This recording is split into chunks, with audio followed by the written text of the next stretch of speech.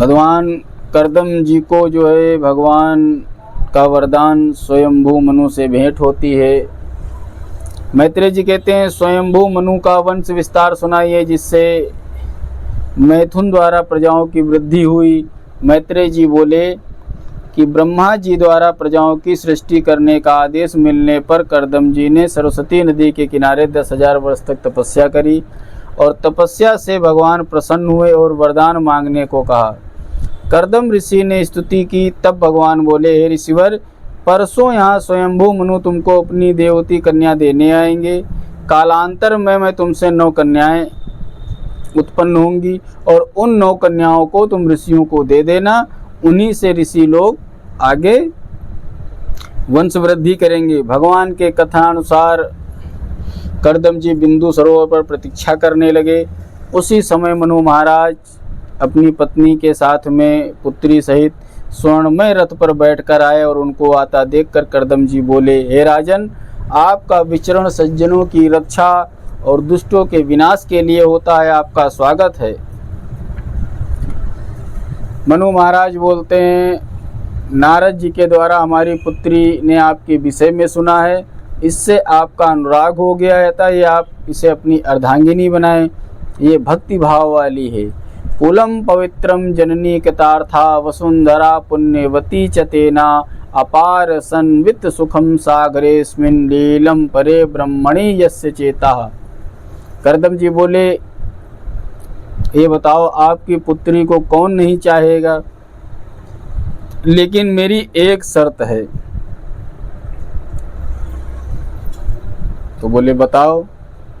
कहले कि मैं तब तक इसको अपने साथ रखूंगा, मेरे एक पुत्र पैदा हो जाएगा, जैसे एक पुत्र पैदा होने के बाद मैं इसको अपने साथ नहीं रखूंगा, मैं साथ नहीं रहूंगा, मैं भजन करने चला जाऊंगा। शर्त तय हो गई, विवाह हो गया। अब विवाह के बाद कर्दम जी भूल गए कि हमारा विवाह हो रहा है, क्योंकि बढ़िया रोज लकड़ी बीनी मिले, पूजा पाठ की सामग्री मिले और लंबी बहुत समय तक तपस्या करते रहे। और देवहूति ऋषि की तन मन धन से सेवा करती रहे। करते करते काफी समय व्यतीत हो गया। तो बहुत दिन बाद पूछ रहे हैं, हे देवी तुम कौन हो, मैं तुमसे बहुत प्रसन्न हूँ, वरदान मांग लो। तो देवहूति बोलती है, पति देव, हर पत्नी की कामना होती है कि उसका पति उसके साथ कुछ दिन समय बिताए, बोले बतियाए, कहीं घूमे ले चले, कहीं शॉपिंग करावे। भाई कुछ एक संतान हो जाए तो कम से कम उसी के साथ में तुम दिन भर तपस्या में चले गए, तो आप तप में लगे रहते, तो आपने कहा था एक पुत्र हो जाए, रे वही पुत्र हो जाए कम से कम। ऋषि ने कहा, अरे अभी आपकी इच्छा पूरी कर रहे हैं। और ऋषि ने अपने तपोबल से एक उत्तम विमान, चलता फिरता नगर जैसा होता है, ऐसे एक बहुत, उसमें वाटिका भी, झरने भी, स्विमिंग पूल भी, चलता फिरता एक विमान बना दिया। और देवहूति से बोले, विमान से चढ़ने पहले सामने सरोवर में स्नान कराओ। जैसे स्नान करने गई तो जैसे जिस रूप में वे आई थी उनसे विवाह करने के लिए, उसी रूप में देवहूति देवांगना तुल्य हो गई। तत्पश्चात विमान में बैठ करके भ्रमण किया और वो विमान 1000 वर्ष तक 1000 वर्ष तक भ्रमण करता रहा। और देवहूति के 9 शरीर बनाकर, कहते हैं 9 कन्याएं उत्पन्न हुई। और जब 9 कन्याओं तो 1000 साल बाद जगे, अरे तो चलना चाहिए, बहुत दिन हो गया घूमते फिरते हुए। जब जाने लगे तो देवहूति ने फिर रोक लिया कि आपने तो कहा था कि एक पुत्र हो जाएगा तब जाएंगे। तब हुई तो 9 बिटियां हैं। तो 9 पुत्रियां होने के पश्चात कर्दम ऋषि जब तपस्या में जाने लगे, वन में जाने लगे, तो देवहूति कहने लगी, ब्रह्मांड हितु भिस्तुभ्यम विमृगया पतया समा कच्चित श्यान्मे विशोकाय त्वयि प्रव्रजिते वनम। हे ब्राह्मण, आपके वन में चले जाने के बाद आपकी पुत्रियों को अपने आप वर ढूंढना पड़ेगा, ये भी कोई ठीक नहीं है। अगर मेरे साथ में कोई मेरा शोकनाशक पुत्र होता तो उसी के सहारे मैं अपना जीवन काटती और उन कन्याओं का विवाह आज भी करना होगा, क्योंकि वैसे भी पति के बिना पत्नी को दुख ही दुख है। प्राणनाथ तुम बिनु जग माही, मोकहु सुखद कतहु कछु नाहि। महाराज करदम जी कहने लगे, आपका कथन सत्य है। अब आपके मन में पुत्र की इच्छा उत्पन्न हुई है देवी, इन्हीं कन्याओं से भी हमारा कल्याण हो सकता है। आप क्यों तृष्णा में जल रही हैं? क्योंकि तृष्णा के बारे में क्या लिखा है? पुत्रेष्णा, वित्तृष्णा, लोक तृष्णा, इन्हीं तीनों तृष्णाओं में व्यक्ति जला करता है। तृष्णा से बढ़कर पापिष्ठा उद्वेग में डालने वाली, भयंकर पाप कर्मों में बांधने वाली कोई दूसरी खोट बुद्धि नहीं है, और ये जल्दी जाती नहीं है। बहुत समझाया करदम जी ने, लेकिन नहीं समझ रहे हैं। कह रहे हैं, ये देवती, ये जो तुम्हारे मन में तृष्णा जगी है, ये सभी के मन में रहती है। कैसे? दिन कहे धनवान सुखी, धनवान कहे सुख राजा को भारी, राजा कहे महाराजा सुखी, महाराजा कहे सुख इंद्र को भारी, इंद्र कहे मोते ब्रह्मा सुखी, और ब्रह्मा कहे सुख विष्णु को भारी। तुलसीदास विचार करे, तुलसीदास विचार कहे, हरि नाम बिना सब जीव दुखारी। और देवहूति के वचनों को सुनकर करदम जी ने बहुत समझाया, लेकिन देवहूति जी नहीं मानी, रुक गए। तो कहने लगे, हे देवी, अब मैं भगवान का ध्यान करूंगा, अब साक्षात भगवान को ही प्रकट करने का मैं योग करूंगा, मेरे यश को वही बढ़ाएंगे, क्योंकि पुत्र पुत्रादि से में कोई मतलब, भगवान ही हमको अब हमारे पुत्र बन के आए। तब बहुत काल बीतने पर साक्षात भगवान मधुसूदन देवती के गर्भ में आए। जैसे लकड़ी में अग्नि प्रकट होती है, वो प्रकट हो गए। उस समय गंधर्व गान करने लगे, अप्सराएं नृत्य करने लगी, आकाश में पुष्पों की वर्षा होने लगी, सभी दिशाओं में हर्ष छा गया। और आकाश में ब्रह्मा जी आकर करदम जी से कहने लगे, तुमने सृष्टि की वृद्धि करके मेरे वचन का पालन किया। ये वही 10 ऋषियों में से एक करदम जी थे, जो शुरू में ब्रह्मा जी के शरीर से जो संतुष्ट किया है। अब मेरे पुत्र, मतलब पुत्र के पुत्र हो जाए तो बाबा बड़ी खुशी मनाते हैं भाई। तो अब पुत्र के पुत्र हुआ तो ब्रह्मा जी भी आकर के बढ़िया गुणगान करते हैं। अब तुम्हारे जो ये पुत्र बन के आए हैं, ये स्वयं नारायण के अवतार हैं, और आपके पुत्र कर्म मूल वासनाओं का नाश करने वाले सिद्धों में प्रमुख, और तुम्हारी कीर्ति बढ़ाएंगे और कपिल के नाम से विख्यात होंगे। बोलिए कपिल भगवान की जय। ऐसा कहकर ब्रह्मा जी हंस पर बैठकर चले गए। करदम जी अपनी पुत्रियों को ऋषियों को दे करके कपिल भगवान की प्रदक्षिणा करने चले गए। अब देवहूति ने कपिल भगवान की विनती की, सभी देवताओं ने। अब ब्रह्मा जी चले गए, करदम जी ने अपनी ऋषियों को, अपनी पुत्रियों 9 पुत्रियों का विवाह किया, वो चले गए तपस्या करने के लिए। अब जब सब गए तो माँ देवहूति से कपिल भगवान विनती करने लगे कि माता आज्ञा दो, हम भी जा रहे हैं तपस्या करने। तब देवहूति कह रहे हैं, प्रभु ये कौन सी बात है, पिता चले गए, बिटियन की शादी हुई, एक लड़का है वो तपस्या करने चला जाएगा, अब क्या होगा। तब कपिल भगवान साक्षात साक्ष्य योग का ज्ञान देते हैं अपनी माँ को। तो कहती हैं, अब तुम ही बताओ हम क्या करें, हम तो भाई, तो कहें तुम पिताजी के पीछे पड़ी थी, न जाओ, 9-10 लड़का हो गए, फिर भी वही चीज़ें तो सारी चीज़ें। हम अगर संतान उत्पन्न करके गृहस्थी बसा के बर्तन चौकम पड़ेंगे तब भी यही स्थिति आनी है। वो और हम अभी आज ही चले जाएं मोक्ष मार्ग के लिए, तब भी ये स्थितियाँ नहीं। तो वह बोली कि इस संसार में मेरी बड़ी वृत्ति हो गई है, मेरे को आप बताओ क्या करना चाहिए। आपने तो भगवान समझ के संबोधित कर रही हैं, या मान के चलिए कि आज प्रथम शिष्य उनकी माँ बन गई, तो वो प्रार्थना कर रहे हैं, प्रभु आपने जो इस देह में मैं और मेरा का आग्रह लगा दिया, इस संदेह को दूर करिए। तब कपिल भगवान कहते हैं, माता ये मन ही आत्मा जीवों के बंधन और मोक्ष का कारण है। जब मन ईश्वर में लग जाता है तो मुक्तिदाता हो जाता है, और जब सांसारिक विषयों में रम जाता है तो ये बंधन का कारण हो जाता है। हे माता, चित्त लोगों में इंद्रियों की जो स्वाभाविक निष्काम वृत्ति है वो भक्ति है।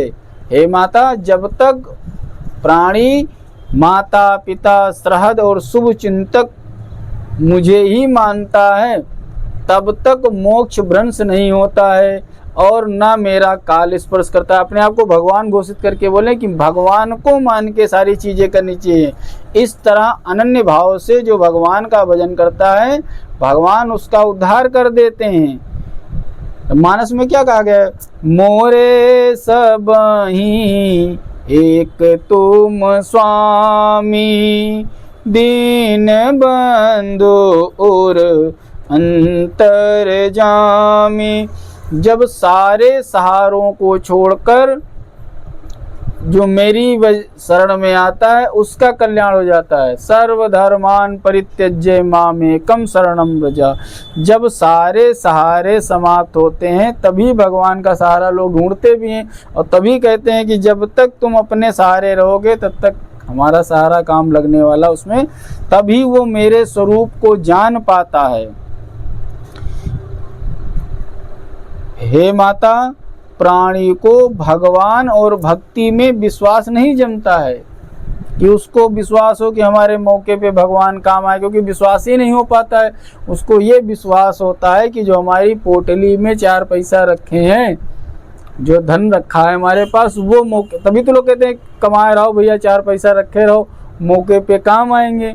तो व्यक्ति को जो हृदय पे पक्की बात रख के चला जाए, तो भगवान पे भरोसा नहीं है प्राणियों को, उनको अपनी कमाई हुई उस अर्थ पर भरोसा है कि मुसीबत में ये काम आएगी।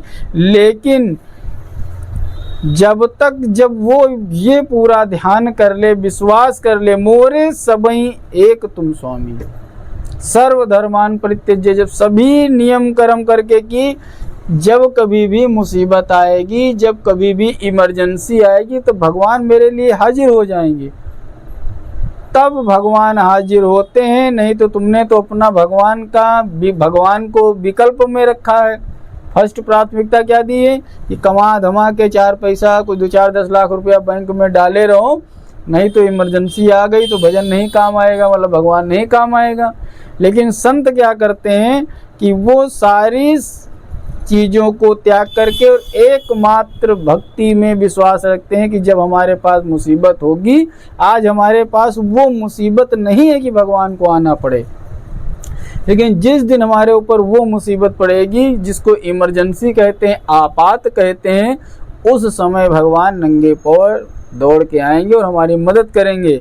और सांसारिक वासनाएं जीव को इसीलिए विचलित करती रहती हैं, मनुष्य को यही परेशान करता रहता है कि पता नहीं मौके पे ना आए तो नहीं आएंगे। जहाँ तो लगा, किंतु लगा, परंतु लगा, तो वहाँ हमारा कोई काम ही नहीं है। इसलिए मन को बस में करना वायु को बस में करने के समान दुष्कर है।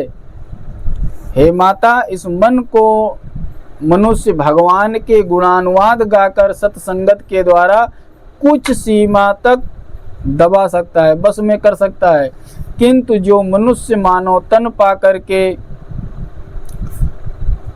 संपूर्ण रूप से भगवान को नहीं पाता है, उसका जीवन का धिक्कार है। कहते हैं मानव तन पाकर भी, जीवा पाकर भी कीर्तनीय भगवान नाम का कीर्तन नहीं किया तो वे दुर्मति मोक्ष की सीढ़ियों को पाकर भी उन पर नहीं चढ़ते हैं, सीढ़ी पा करके खड़े रहते हैं। हे अर्जुन, जो गीता में भगवान ने कहा, हे अर्जुन, जो मेरे नामों का गान करता हुआ मुझे अपने पास मानकर मेरे सामने नाचता है, तो मैं सत्य कहता हूँ, मैं उसके द्वारा खरीद लिया जाता हूँ। लोग कहते हैं ना कि कहाँ कहा गया है कि मेरे नाम का जाप क्या? गीता लिखा नहीं, जीव्या लब्धा यो विष्णु कार्तनीयम ना कीर्तयेत मम गुण गा, मानस में भी लिखा है, मम गुण गावत पुलक शरीरा और गद गद गिरा नयन बहनीरा काम आदि मद दम्भ न जाके तात निरंतर बस मैं ताके। जो मेरा भजन अनन्य भाव से करते हैं, मेरी दृढ़ भक्ति करते हैं, मेरे लिए ही कर्मों को करते हैं और स्वजन बांधुओं का त्याग कर देते हैं मेरे लिए, मैं उनके लिए हमेशा हाजिर रहता हूँ, उपलब्ध रहता हूँ। मेरे आश्रय होकर मेरे में ही चित्त लगाने वाले लोगों को अनेकों प्रकार के ताप पीड़ित नहीं करते हैं। इसीलिए कहते हैं, सर्वधर्मान परित्यज्य मामेकं शरणं व्रजा अहं त्वा सर्व पापेभ्यो मोक्षयिष्यामि मा शुचः। हे माता, गीता में भी भगवान ने कहा है कि हे अर्जुन, तुम सारे धर्मों, आसों, नियम कानून सब छोड़ दो। क्या धर्म है, कौन रिश्तेदार है, कौन नातेदार है, तुम्हारा इस समय धर्म क्या है? युद्ध करना। तुम युद्ध करो, पाप पुण्य को भूल जाओ, लाभ हानि को, और सब मैं उसको पूरा कर दूंगा। महाराज साख्य योग का सरल ज्ञान देते हैं। बहुत गुण प्रश्न जो है देवती मैया पूछती हैं कि अच्छा, इतने बड़े बड़ी चीज़ें तो हम कर नहीं पाएंगे, हम स्त्री हैं। दूसरी चीज़, आप हमें कुछ सरलतम बताइए कि ऐसी सरल भक्ति कौन हो जिसको मैं कर सकूं और संसार से पार हो जाऊं। तो बार बार कपिल भगवान कहते हैं, हे माता, जो स्त्री पुरुष पशु धन दौलत वस्तुओं के सहारे छोड़ करके केवल अनन्य भाव से शरणागति हो जाते हैं, उनको भगवान पार लगा देते हैं। इसलिए अब मैं तुमको उन तत्वों का भी ज्ञान बताता हूँ। तत्व ज्ञान देते हैं, योग वर्णन करते हैं, फिर आखिरी में ध्यान योग की चर्चा है, भक्ति योग की चर्चा है। यही कपिल जी की गीता बन जाती है पूरी।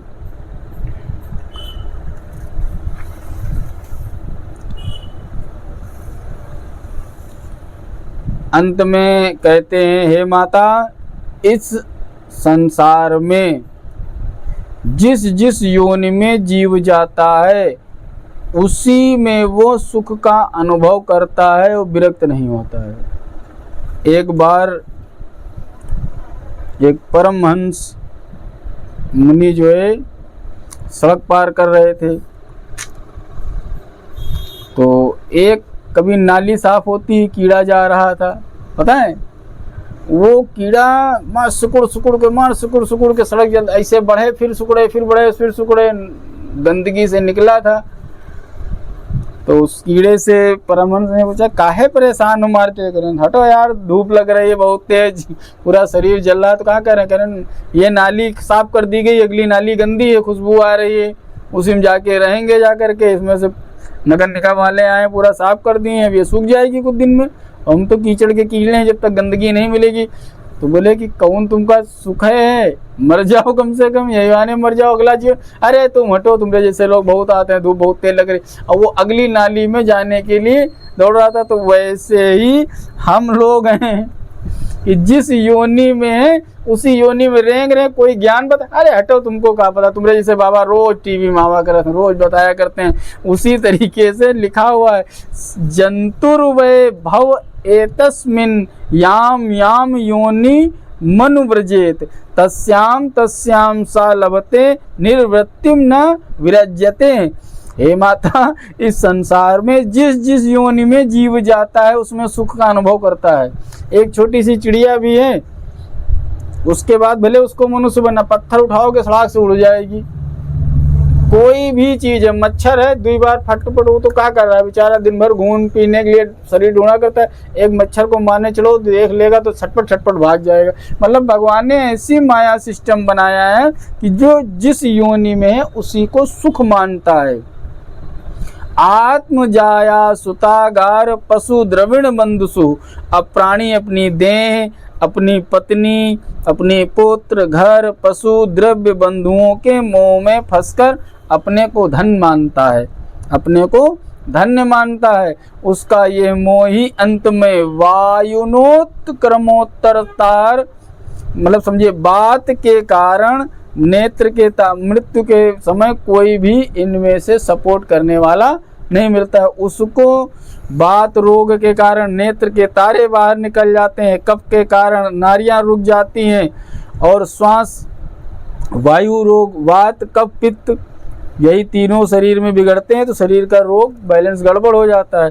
कहते हैं अंत में गले में घुर घुर करता हुआ खटिया पर बिस्तर पर पड़ा हुआ प्राणी शोक कर रहा होता है और अपने बंधुओं से घिरा है, तब भी कह रहा है काल से बद्ध होने पर, बेटा अब तो जाए रहन बचाए लेती हूँ कोई तरीके से, जरा फलाने को बुला दो। कहीं खटिया पर पड़ा है उस समय भी भाव नहीं आ रहा है, समझाते हैं। अब देखिए कब कपिल जी ने ये साख योग बताया था, कब कि काल के पास में बद्ध होने पर भी बुलाने पर नहीं बोल रहा है। क्या नहीं बोलता है?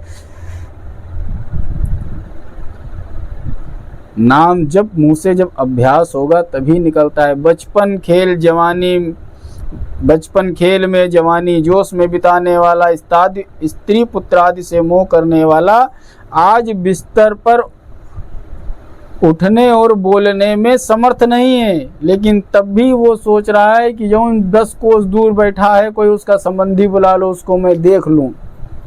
इसलिए क्या कहा है, मोह सकल व्याधिन कर मूला, तिन ते पुनि उपजहि बहुसूला। बिस्तर में पड़ा पड़ा अनेक प्रकार के कष्टों से दुखी होता है, तब इसे यमदूत तदा प्राप्तो भीमो सर्भसे क्षणों सा दृष्ट्वा त्रस्त हृदया साकृन्न मूत्रम विमुंचति। भयंकर आकृति वाले यमदूत आकर दिखते हैं और उनको देख करके व्यक्ति मलमूत्र विसर्जित कर देता है। गले में रस्सी बांध करके यमदूत इसे जैसे पुलिस अपराधी को ले जाती है, इसी तरीके से लंबे लंबे रास्ते से ले जाते हैं, तब भी जीव जाना नहीं चाहता है और यही फंसा रहता है। भगवानोवाच पूरी 99 कहते हैं, तब 99,000 योजन का रास्ता 2 या 3 मुहूर्त में तय करके कितनी स्पीड से पटकते हुए आत्मा को ले जाते होंगे, धड़ाधड़ धड़ाधड़ धड़ाधड़। और ये यम बंधन से बचना है तो क्या करना है, जैसे ही मैसेज आए भगवान का वैसे ही देवदूत ले जाएंगे, यमदूत ले जाएंगे। तो यमदूत घोड़े से आते हैं, वो अपने साथ नहीं ले जाते हैं, वो रगड़ते हुए ले जाते हैं। और जब भगवान विष्णु के पार्षद आते हैं तो वो देव विमान लेके आते हैं और अपने ही समान तुमको बना करके उस आसन बिठा के वो बैकुंठ लेके चले जाते हैं। यमदूत मुंह देखा करते हैं। तो इसलिए जो कोई भी सामान सहित जाना चाहता है, अपने पुण्य कर्मों के सहित जाना चाहता, तो जैसे स्टेशन आवे वैसे ही इच्छा से उतर लो, सामान लेके चले जाओ। और जब टीटी आवे उधर इसको फेंको तो सामान इधर फेंकेगा, तुमको उधर फेंकेगा, जीआरपी वाले हाथ बांध के स्टेशन के बाहर फेंक देंगे। इसीलिए सबसे पहले ही रास्ता बताया, मरने वाले व्यक्ति को क्या करना चाहिए, नारायण नारायण का जाप कर, यानी नाम जप करना चाहिए। चाह गई चिंता मिटी मनुआ बेपरवाह, जाकू कछु न चाहिए वो ही संसार। एवं कुटुंब विभ्राण उदरम भर एव वा, केवल अपना और अपने कुटुंब का भरण पोषण करने वाला प्राणी इस शरीर और कुटुंब को यहाँ छोड़कर यम के सदन में नरकों को भोगता है। नरकों की यातनाएं भोगने के पश्चात जब पाप खत्म हो जाते हैं तब जीव पर कृपा करके पुनः कहीं मानव शरीर प्राप्त होता है। इसलिए साधन धाम मोक्ष कर द्वारा अपाई न जहीं परलोक संवारा। इस दुर्लभ मानव तन को पाकर प्राणी परमात्मा को भूलकर पुनः सांसारिक वासनाओं में फंस जाता है। और प्राणी को समय रहते भगवान का स्मरण अवश्य करना चाहिए, क्योंकि इस संसार से कब जाना पड़ जाए ये कोई पक्का नहीं है। भगवान जीववास का अगर आप चर्चा सुन लोगे तो रोए खड़े हो जाएंगे। नरक की यातनाएं सुनोगे, जीववास है, नरक यातनाएं हैं। कपिल भगवान माता को जीववास के बारे में बताते हैं। सीताराम सीताराम सीताराम श्री सीताराम, राधे श्याम राधे श्याम राधे श्याम श्री राधे श्याम। सीताराम सीताराम सीताराम श्री सीताराम, राधे श्याम राधे श्याम राधे श्याम श्री राधे।